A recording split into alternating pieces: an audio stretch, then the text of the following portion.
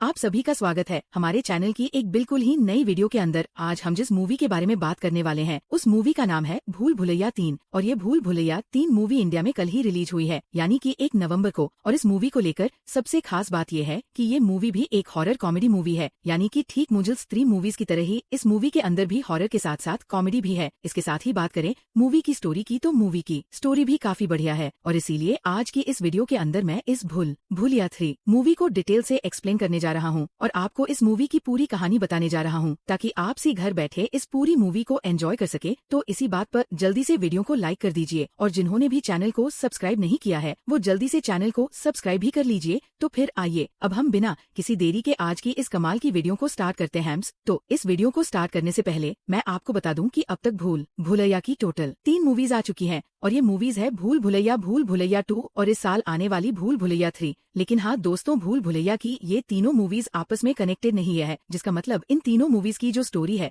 वो एक दूसरे से बिल्कुल अलग है। और वैसे यहाँ पर आप सब ये सोच सकते हैं कि भूल भुलैया 2 और भूल भुलैया 3 दोनों में कार्तिक आर्यन है और इन दोनों ही मूवीज में उनका नाम भी सेम ही है। लेकिन हाँ दोस्तों, तब भी मैं आपको ये चीज क्लियर कर दूं कि भूल भुलैया 2 और 3 का कोई भी लेना देना नहीं है। हमें भूल भुलैया पार्ट 3 के अंदर एक बिल्कुल ही अलग स्टोरी दिखाई गई है। सो इसीलिए चलिए हम भी बिना देरी के इस मूवी की स्टोरी को स्टार्ट कर देते हैं। तो इस मूवी की स्टार्टिंग होती है कार्तिक आर्यन से और हमें पता लगता है कि इस मूवी के अंदर कार्तिक आर्यन का नाम होता है रूहान रंधावा और कार्तिक आर्यन यानी कि रूहान रंधावा अपनी फैमिली में अकेला होता है, यानी कि उसके पेरेंट्स नहीं होते हैं। और इसीलिए हम ये देखते हैं कि पैसे कमाने के लिए रूहान दुनिया के सामने एक ढोंगी बाबा का नाटक करता है और वो अपने बाबा का नाम रखता है रूह बाबा। और इसके लिए वो बाबा के गेटअप पहनता है और दूसरों के घरों से भूत भगाने का काम शुरू करता है और आत्माओं और भूतों के नाम पर लोगों से पैसे ठग है। अब रूहान के साथ उसका एक दोस्त भी होता है जिसका नाम होता है टिल्लू। और जैसा कि आप सबको ट्रेलर से ही पता होगा कि टिल्लू और कोई नहीं बल्कि छोटे मियाँ है, जो कि अपनी कमाल की एक्टिंग और कॉमेडी की वजह से पहले से ही काफी फेमस है। अब हम ये देखते हैं कि रूहान और टिल्लू काफी घरों में जाते हैं एंड भूत प्रेतों के नाम पर लोगों को काफी ठग है और पैसे कमाते हैं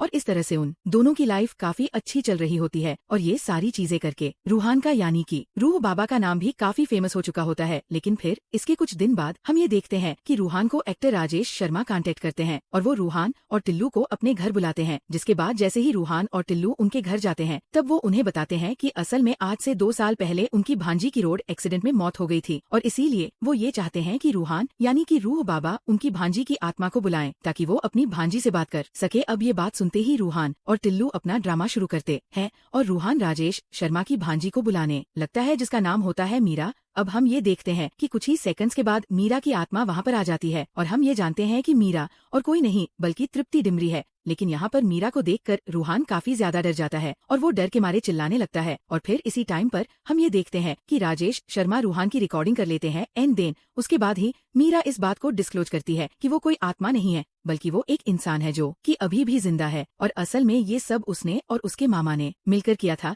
ताकि वो रूहान का यानी कि रूह बाबा का झूठ सामने ला सके। अब ये सब सुनने के बाद रूहान उनसे कहता है कि आखिरकार वो लोग ऐसा क्यों कर रहे हैं। जो सुनकर मीरा रूहान से कहती है कि असल में वो रूहान से अपना एक काम करवाना चाहती है और अगर रूहान ने मीरा के कहने पर उसका वो काम कर दिया तो वो रूहान को पूरे करोड़ देगी और अगर रूहान ने उसका काम करने से मना किया तो वो उसके बनाए हुए इस वीडियो को सोशल मीडिया पर डाल देगी। जिसके बाद शहर के सारे लोगों को ये पता लग जाएगा कि रूह बाबा एक ढोंगी है जो कि सबको ठग है और अगर ऐसा हुआ तो रूहान का धंधा पानी बंद हो जाएगा। अब ये सब जानने के बाद ही रूहान के पास कोई ऑप्शन नहीं होता है और इसलिए वो ये सोचता है कि उसे मीरा का साथ देना चाहिए और उसकी बात माननी चाहिए क्योंकि वैसे भी मीरा की बात मानकर उसे करोड़ मिलेंगे। अब इसके लिए रूहान राजी हो जाता है। जिसके बाद ही मीरा और उसके मामा रूहान को लेकर अपने गांव जाते हैं। मीरा के गांव आने पर हमें ये पता लगता है कि असल में मीरा जिस गांव से बिलोंग करती है उस गांव का नाम है रक्तघाट और ये रक्तघाट बेसिकली एक किंगडम है जहाँ पर आज भी राजाओं का शासन है। लेकिन यहाँ पर हम ये देखते हैं कि जब मीरा और उसके मामा रूहान को लेकर आते हैं तो सारा गांव मिलकर रूहान को घूरने लगता है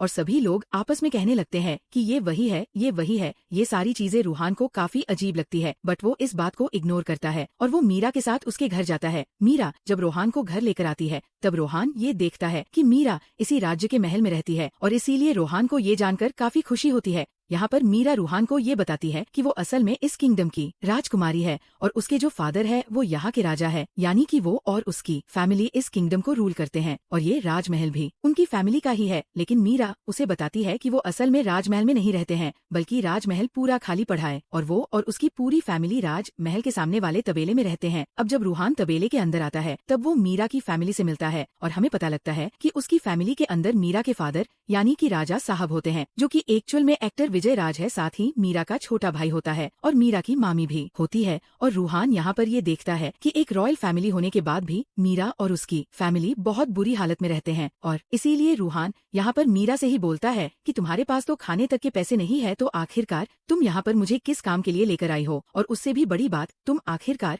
मुझे 1 रुपया करोड़ कैसे दोगी। ये सब सुनने के बाद मीरा उसे कहती है कि वो और उसकी पूरी फैमिली इस सामने वाले राजमहल के मालिक हैं और वो इस राजमहल को बेचना चाहती है, इसीलिए जैसे राजमहल बिकता है वैसे ही वो उन्हीं पैसों में से रूहान को भी 1 करोड़ देगी। लेकिन आगे मीरा ही बताती है कि राजमहल को बेचना आसान नहीं है और सिर्फ रूहान ही ऐसा आदमी है जिसके की एक काम को करने के बाद ही राजमहल बिक पाएगा। अब इसके बाद ही मीरा रूहान को अपने राज पुरोहित से मिलाती है, जो राज पुरोहित बेसिकली किंगडम के मेन पंडित होते हैं। यहाँ पर इस किंगडम का राज पुरोहित जैसे ही रूहान को देखता है वैसे ही वो भी रूहान को देखकर कहने लगता है कि आप आ गए, आखिरकार आप आ गए। बट ये सुनकर भी रूहान चौंक जाता है और वो राज पुरोहित से कहता है कि आखिरकार आप किस बारे में बात कर रहे हैं। अब ये बात सुनकर राज पुरोहित मीरा और रूहान को राजमहल के अंदर लेकर आता है और अंदर आकर वो रूहान को एक पेंटिंग दिखाता है, लेकिन इस पेंटिंग के अंदर रूहान ये देखता है कि वो पेंटिंग असलियत में उसी की होती है और इसीलिए अब रूहान बहुत ज्यादा कंफ्यूज हो जाता है और वो राजपुरोहित से पूछता है कि आखिरकार ये सब क्या चल रहा है। अब ये सुनकर राजपुरोहित रूहान को स्टोरी बताता है। वो रूहान को बताता है कि आज से 200 साल पहले यह पूरा राज्य काफी ज्यादा सुखी और खुशहाल था और इस राज्य पर उस समय के राजा का शासन था। उस राजा की एक बेटी भी थी जिसका नाम था मंजुलिका और राजा की वो बेटी यानी कि मंजुलिका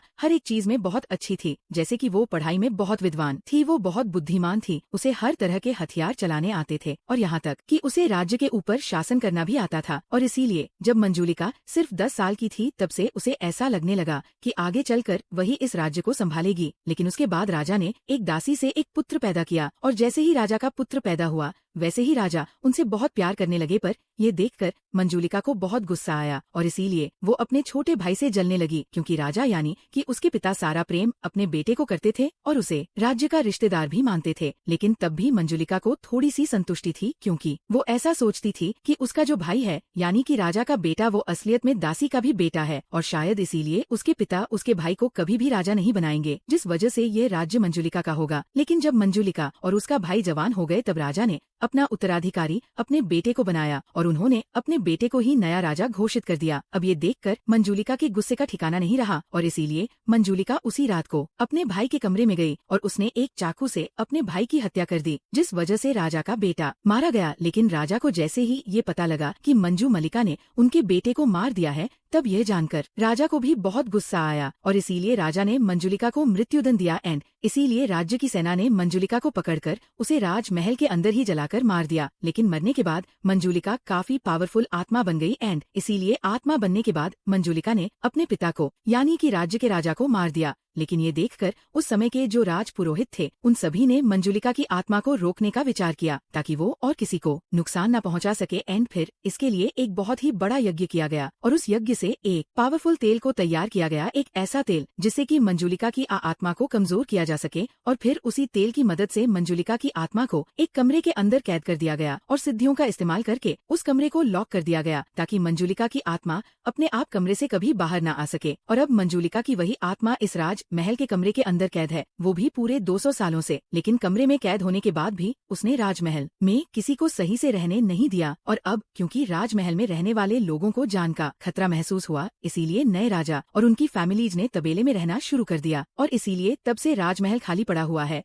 अब ये पूरी स्टोरी बताने के बाद ही जो राज पुरोहित होता है वो रूहान से कहता है कि असल में उसके जो पूर्वज थे यानी कि उस समय के राज पुरोहित, उन्होंने उस समय पर एक भविष्यवाणी की थी और उन्होंने भविष्यवाणी में यह कहा था कि इस राजमहल के अंदर जो आत्मा कैद है उसे मुक्ति दिलाने के लिए इसी राजमहल से कोई फिर से जन्म लेगा और जब वो पुनर्जन्म लेकर आएगा तभी वो आत्मा को मुक्त करके इस पूरे राज्य में शांति लाएगा। और उसका यानी कि राज पुरोहित का ये मानना है कि रूहान उसी समय के राजकुमार का पुनर्जन्म है जो कि अब मंजुलिका की आत्मा को मुक्त करेगा। लेकिन इसी के आगे राजपुरोहित उससे कहता है कि ये काम डायरेक्ट नहीं हो सकता है, क्योंकि ऐसा करने के लिए एक विधि को करना जरूरी है और वो विधि सिर्फ दुर्गा अष्टमी पर होती है और दुर्गाष्टमी आने वाले कुछ दिनों बाद है। इसीलिए दुर्गाष्टमी वाले दिन वो लोग यज्ञ करेंगे, जिसमें यज्ञ पूरा होने के बाद ही जो रूहान है वो राजमहल के उस द्वार को खोलकर मंजुलिका की आत्मा को मुक्त करेगा। अब ये सब बोलने के बाद ही राजपुरोहित वहाँ से चला जाता है। अब राजपुरोहित जैसे ही वहाँ से जाता है वैसे ही रूहान मीरा से कहता है कि उसे राजपुरोहित की बातें सुनकर बहुत ज्यादा डर लग रहा है और वो यहाँ पर किसी भी आत्मा से लड़ने वाला नहीं है। पर ये सुनकर मीरा रूहान से कहती है कि असल में उसे डरने की कोई जरूरत नहीं है, क्योंकि वो ये जानती है कि आत्मा जैसी कोई चीज नहीं होती है और इसीलिए उसका बस चले तो वो उस कमरे को अभी खोल दे। लेकिन वो ऐसा इसलिए नहीं कर रही है क्योंकि उसके घर वालों ने उसे कसम दी है कि वो उस दरवाजे को कभी नहीं खोलेगी। और इसके लिए मीरा रूहान से कहती है कि अब तक जो भी हुआ है सब मेरे प्लान के हिसाब से हुआ है और इसीलिए अब कुछ ही दिन में जैसे ही दुर्गाष्टमी आएगी वैसे ही उसी दिन तुम सिंपली जाकर उस द्वार को खोल देना, जिसके बाद ही सारे गांव के मन से ये वहम उतर जाएगा कि यहाँ से आत्मा जा चुकी है और फिर उसके बाद ही मैं इस महल को आराम से बेच दूंगी। और हम यहाँ पर ये देखते हैं कि रूहान भी मीरा की बात मान लेता है। अब मीरा के कहने पर उसकी पूरी फैमिली फिर से राजमहल में शिफ्ट हो जाती है, क्योंकि सबको ये भरोसा होता है कि जो रूहान है वो उन सबको आत्मा से बचाकर रखेगा। इसके साथ ही अब मीरा की फैमिली को लोन भी मिलने लगता है एंड इसीलिए वो लोगों से उधार पैसे लेकर आते हैं और इसीलिए उनकी लाइफ भी पहले से काफी अच्छी हो जाती है। अब इन सब के बाद ही हम ये देखते हैं कि पूरा गांव रूहान से काफी खुश होता है और पूरा गांव मिलकर रूहान को राजकुमार मानने लगता है। लेकिन फिर यहीं पर ही मूवी में एंट्री होती है छोटे पंडित और बड़े पंडित की वाइफ की, और इनका किरदार बिल्कुल भूल भली या टू जैसा ही होता है। ये तीनों जब रूहान से मिलते हैं तब वो तीनों रूहान को झूठा बोलने लगते हैं एंड वो सारे गांव से कहते हैं कि रूहान कोई भी पुनर्जन्म नहीं है बल्कि एक ढोंगी है। लेकिन हम ये देखते हैं कि गांव का कोई भी आदमी उनकी बात नहीं मानता है और रूहान भी उन तीनों के सामने थोड़ी सी एक्टिंग करता है एंड वो उन तीनों से कहता है कि मुझे ये याद आ रहा है कि मेरे पिछले जन्म में तुम तीनों में नौकर थे, सो इसीलिए अब इस जन्म में भी तुम तीनों मिलकर मेरे घर में नौकर बन के काम करोगे। जिसके बाद हम ये देखते हैं कि वो तीनों भी राजमहल में आकर काम करने लगते हैं। हालांकि देखा जाए तो ये सारा सीन यहाँ पर कॉमेडी के लिए होता है। हालांकि इन सब के बाद हम ये देखते हैं कि राजमहल के अंदर जो मंजुलिका का कमरा होता है वहाँ पर जोर जोर से हवा चलने लगती है और इसीलिए उस रात तेज हवा की वजह से वो गेट अपने आप ही खुल जाता है और हमें ऐसा दिखाया जाता है कि मंजुलिका की आत्मा आजाद हो चुकी है। अब इसके अगले दिन जब सुबह होती है तब हम ये देखते हैं कि रूहान, मीरा और उसकी फैमिली के सारे लोग घर में बैठ के खाना खा रहे होते हैं एंड फिर उसी टाइम पर राजमहल के अंदर विद्या बालन की एंट्री होती है और हमें ऐसा दिखाया जाता है कि विद्या बालन मंजुलिका है।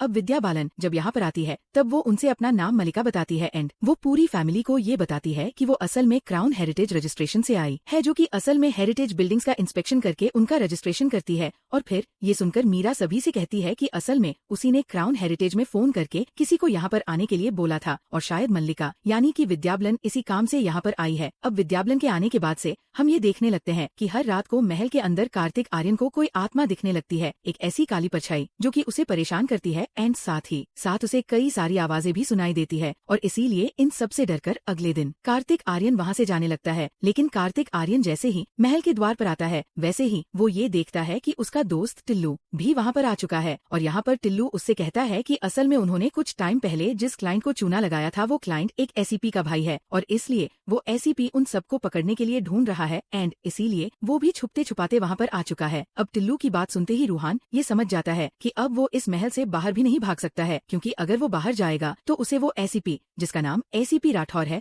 वो पकड़ के जेल में डाल देगा एंड इसीलिए अब उसको और टिल्लू को राजमहल के अंदर ही रहना पड़ेगा। लेकिन अब इस वाले भी जैसी रात होती है वैसे रूहान मीरा से मिलता है, बट यहाँ पर भी वो नोटिस करता है कि महल के अंदर काफी अजीब चीजें हो रही हैं, जैसे कि इस रात को भी उन दोनों को काला शायद दिखता है और उन्हें कई सारी अजीब आवाजें आती है। और सिर्फ यही नहीं बल्कि जब वो मंजुलिका के कमरे के पास पहुँचते हैं तब वो ये देखते हैं कि कमरा खुला हुआ है और उस कमरे के अंदर कोई काला साया खड़ा है एंड इसीलिए उसे देखकर उन दोनों को काफी डर लगता है। लेकिन फिर इसी टाइम पर हम ये देखते हैं कि विद्या बालन उन दोनों के पास आती है और वो उन दोनों को लेकर सीधा मंजुलिका के कमरे में एंटर होती है और जो काला साया कमरे में उनके सामने खड़ा होता है विद्या बालन उसे चाटा मार के उसका मास्क हटा देती है, जिसके बाद हमें पता लगता है कि वो और कोई नहीं बल्कि बड़े पंडित की वाइफ है एंड फिर इसके बाद ही बड़ा पंडित और छोटा पंडित भी वहाँ पर आते हैं और फिर इस तरह से रूहान और मीरा को ये पता लगता है कि असल में ये जो मंजुलिका का कमरा है ये पहले से ही खुला हुआ है और यही तीनों मिलकर कुछ टाइम से सबको डरा रहे हैं। रूहान उनसे ये पूछता है कि आखिरकार ये सब क्या चल रहा है और वो लोग ऐसा क्यों कर रहे हैं, जिस पर वो तीनों रूहान को और मीरा को ये बताते हैं कि असल में आज से 2 साल पहले जब वो लोग इस महल के अंदर आए थे तब उन्होंने देखा था कि मंजुलिका का कमरा हवा से खुल चुका है,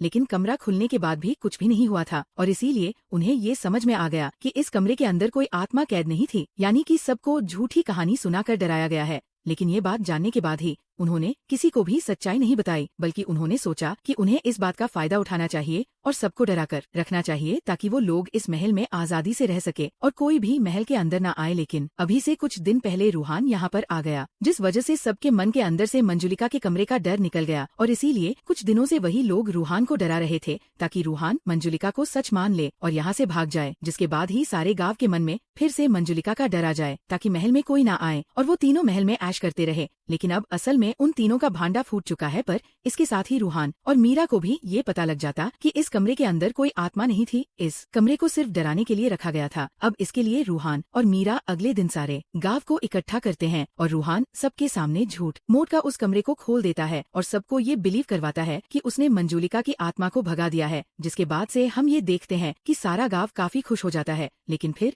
इसके बाद ही गाँव का राजपूत वहाँ पर आता है और वो रूहान से ये कहता है कि आखिरकार उसने कमरा क्यों खोल दिया, बट ये सुनकर रूहान और मीना उसे बताते हैं कि असल में वो कमरा तो आज से 2 साल पहले ही खुल गया था और उन्हें भी अब ये पता चल चुका है कि उस कमरे के अंदर कोई आत्मा नहीं थी। अब ये बात सुनकर राजपुरोहित को भी कुछ भी समझ नहीं आता है। लेकिन फिर इसी टाइम पर हम ये देखते हैं कि राजमहल के अंदर कुछ कंस्ट्रक्शन का काम चल रहा होता है और इसीलिए 2 मजदूर मिलकर जैसे एक दीवार पर हथौड़ा मारते हैं वैसे ही वो पूरी दीवार गिर जाती है और हमें दिखता है कि उस दीवार के पीछे एक सुरंग बनी हुई है। अब घर वालों को जैसे सुरंग का पता लगता है वैसे ही रूहान, मीरा, राजपुरोहित और घर के कुछ मेन लोग उस सुरंग के अंदर जाते हैं और जब वो सुरंग में होते हुए नीचे आ जाते हैं तब वो लोग ये देखते हैं कि वहाँ पर भी एक कमरा बना हुआ है और इस वाले कमरे के गेट को भी बिल्कुल वैसे ही लॉक किया जाता है जैसे मंजुलिका के कमरे को किया गया था, यानी कि इस दरवाजे पर भी काफी सारी सिद्धियां होती है। अब ये गेट देखकर राजपुरोहित को भी कुछ भी समझ नहीं आता है और इसीलिए वो रूहा और मीरा से कहता है कि उसके पास उसके पूर्वजों की कई सारी किताबें हैं एंड इसीलिए वो अपने घर जाकर उन किताबों को पढ़ेगा और फिर वो ये पता करेगा कि आखिरकार ये कमरा क्यों है और इसके अंदर क्या है।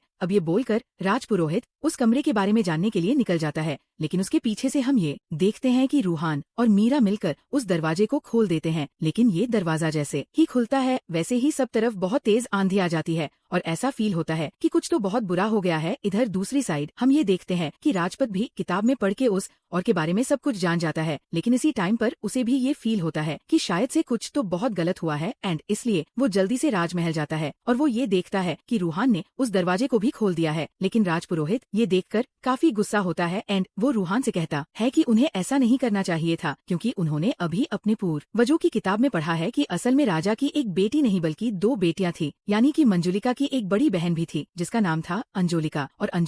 और मंजुलिका 2 बहनें थी। लेकिन अंजलिका के बारे में ज्यादा कोई भी नहीं जानता है, यहाँ तक कि वो भी उसके बारे में नहीं जानता था और उसे भी उसके बारे में सिर्फ किताब को पढ़ के पता लगाए। बट अब इसके कुछ टाइम बाद ही हम ये देखते हैं कि इसी रात को महल के बाहर माधुरी दीक्षित खड़ी होती है और हमें ये फील हो जाता है कि माधुरी दीक्षित अंजोलिका है और अब इस तरह से दोनों बहनों की एंट्री हो चुकी है, विद्या बालन मंजुलिका और माधुरी दीक्षित अंजोलिका। इसके बाद ही माधुरी दीक्षित अंदर आती है और वो पूरे परिवार से मिलकर ये बताती है कि वो असल में एक काफी रिच लेडी है और वो इस पूरे महल को यहाँ पर खरीदने आई है, लेकिन वो इस महल को खरीदने से पहले इस महल के अंदर कुछ दिन रहेगी, महल को पूरी तरह से देखेगी, जानेगी एंड फिर डील करेगी। और हम ये देखते हैं कि इसके लिए परिवार वाले राजी हो जाते हैं। लेकिन अब घर के अंदर मंजुलिका और अंजोलिका जैसी प्रेजेंट होती है वैसी हम ये देखते हैं कि वो दोनों अकेले में एक दूसरे का गला दबाने लगती है, पर कुछ टाइम बाद ही वो दोनों एक दूसरे का गला छोड़ती है और चली जाती है। अब इन दोनों के यहाँ पर आने के बाद ही काफी अजीब अजीब घटनाएं होने लगती, जैसे कि एक दिन रूहान और मीरा मिलकर अंजलिका को यानी कि माधुरी दीक्षित को जब मंदिर ले जा रहे होते हैं तब वो उन दोनों से कहती है कि वो मंदिर के अंदर नहीं जाती है और ये बोलकर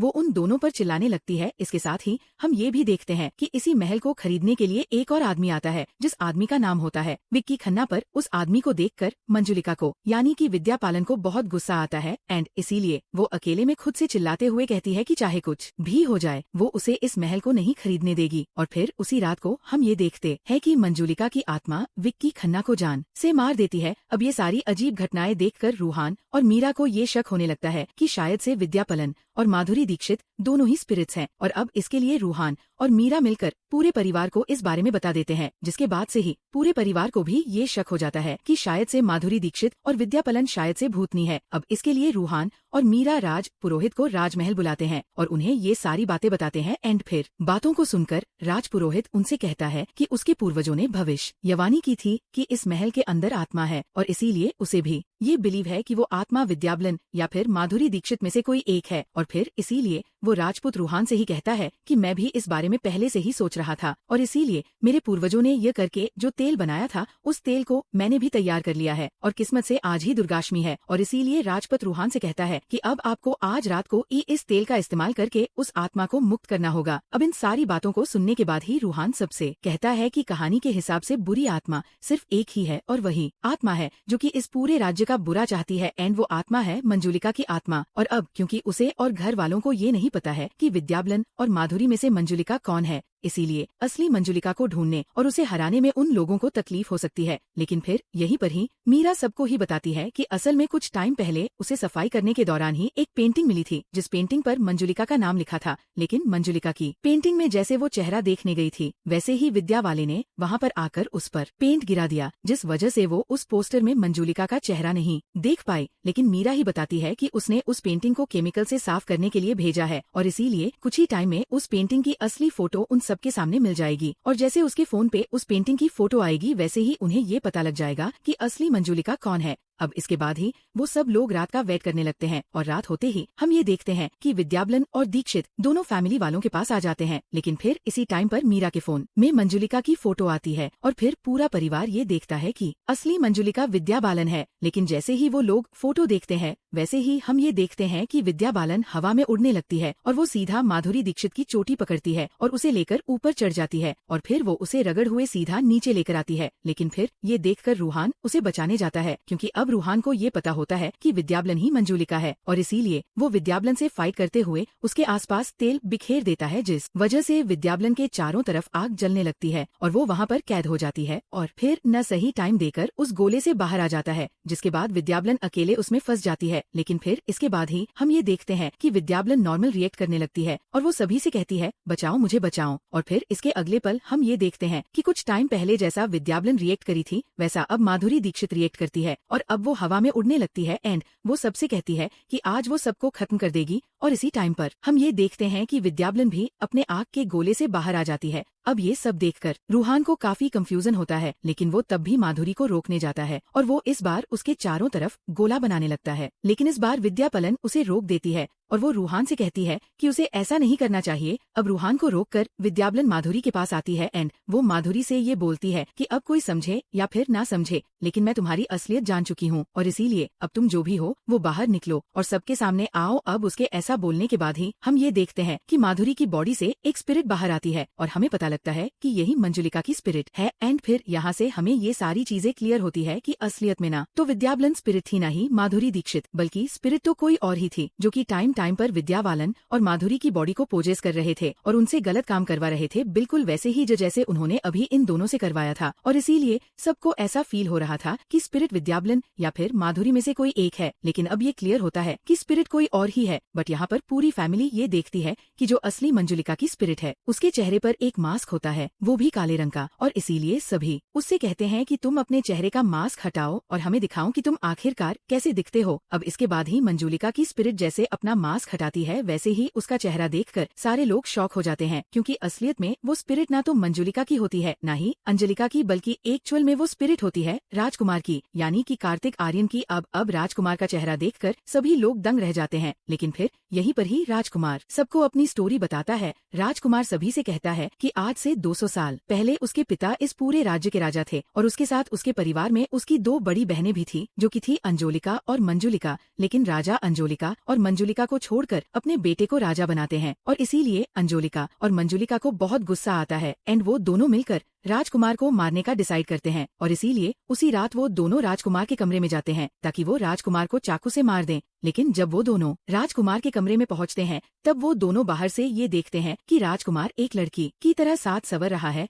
वो अपने लंबे बालों को कंघी कर रहा है, आंखों में काजल लगा रहा है, लिपस्टिक लगा रहा है और हाथों में चूड़ियां और पैरों में पायल पहन रहा है। ये देखकर मंजुलिका और अंजलिका को हंसी आने लगती है और इसीलिए वो दोनों जाकर उससे मिलते हैं। उन्हें वहाँ देखकर राजकुमार डर जाता है और वो अपनी उन दोनों बहनों से कहता है कि वो इस बारे में पिताजी को ना बताएं। जो सुनकर अंजलिका और मंजुलिका अपने भाई से कहती है कि वो इस बारे में किसी को नहीं बताएंगे। इसके बाद राजकुमार उन दोनों से कहता है कि वो बाहर से तो एक लड़का है लेकिन वो अंदर से एक लड़की है और इसीलिए ही वो ये सब करता है। इसके साथ ही वो ये भी कहता है कि उसे राजा भी नहीं बनना है, बल्कि वो तो ये चाहता है कि वो बस इन सब में ही खुश रहे और राजपाट का सारा काम उसकी बहनें ही संभाले। इसके साथ ही राजकुमार उन दोनों को ये भी बताता है कि उसे इन घुंघरू को पहनकर नाचने का भी बहुत शौक है और नाचक उसे बहुत अच्छा लग। अब इसके बाद ही अंजलिका और मंजुलिका प्लान बनाती हैं और वो दोनों अपने भाई से कहती है कि अगर उसे नाचना है तो वो नाच सकता है, वो इस बारे में पिताजी को कुछ नहीं बताएंगे। और फिर इसके बाद ही हम ये देखते हैं कि वो दोनों मिलकर राजकुमार को नचाने लगते हैं। लेकिन फिर इसी मौके का फायदा उठाकर मंजुलिका सीधा अपने पिता के पास जाती है जो कि इस टाइम पर सभा में बैठे होते हैं और वहाँ पर चिल्ला चिल्लाकर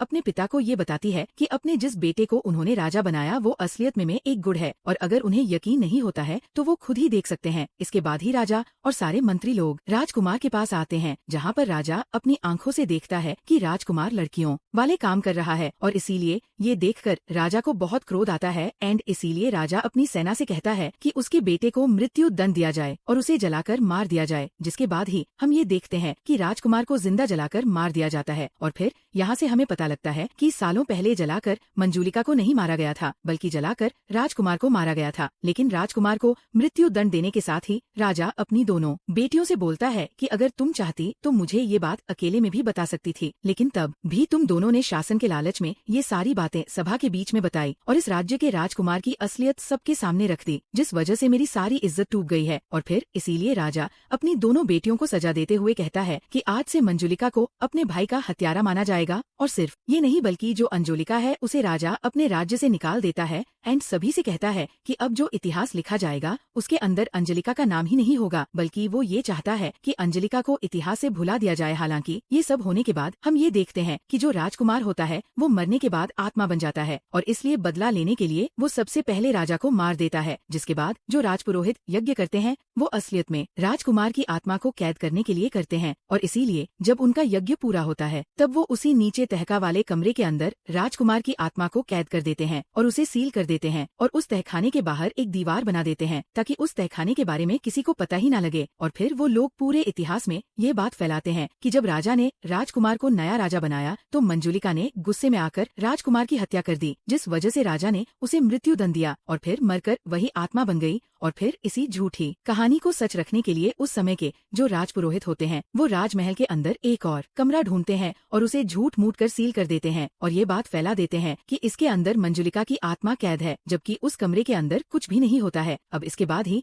राजकुमार की कहानी खत्म होती है और फिर इस तरह से हमें इतिहास की सारी सच्चाई पता लगती है। लेकिन फिर इसके बाद ही राजकुमार की आत्मा सबसे कहती है कि अब वो यहाँ मौजूद सारे लोगों को मार देगा और साथ ही साथ वो अपनी इन दोनों बहनों को भी मारेगा जिन्होंने की फिर से पुनर्जन्म लिया है। लेकिन जब राजकुमार की आत्मा सबको मारने के लिए भागती है तब वो जाने अनजाने उस जगह पर खड़ी हो जाती है जिस जगह पर वो तिलस्मी तेल फैला होता है और इसीलिए राजकुमार की आत्मा उस जगह पर फंस जाती है और हिल भी नहीं पाती है। ये देखकर जो राजपत होता है वह अंजलिका और मंजुलिका से कहता है कि असलियत में उसके पुरखों की भविष्यवाणी सच हो चुकी है, क्योंकि उसके पुरखों ने ये भविष्यवाणी की थी कि इस राजमहल के अंदर जो आत्मा कैद है उसे मुक्त करने के लिए राजघराने का ही कोई फिर से पुनर्जन्म लेगा। और इसलिए अब वो राजपूत ये समझ चुका है कि पुनर्जन्म कार्तिक आर्यन का नहीं बल्कि मंजुलिका और अंजुलिका का हुआ है, ताकि वो अपने इस भाई की आत्मा को खत्म कर सके। और फिर यह पुलक राजपूत उन दोनों के हाथ में मशाल देता है और वो उन दोनों से कहता है कि वो इस मशाल से राजकुमार की आत्मा को जला दें ताकि वो आत्मा खत्म हो जाए। लेकिन हम ये देखते हैं कि जब अंजुलिका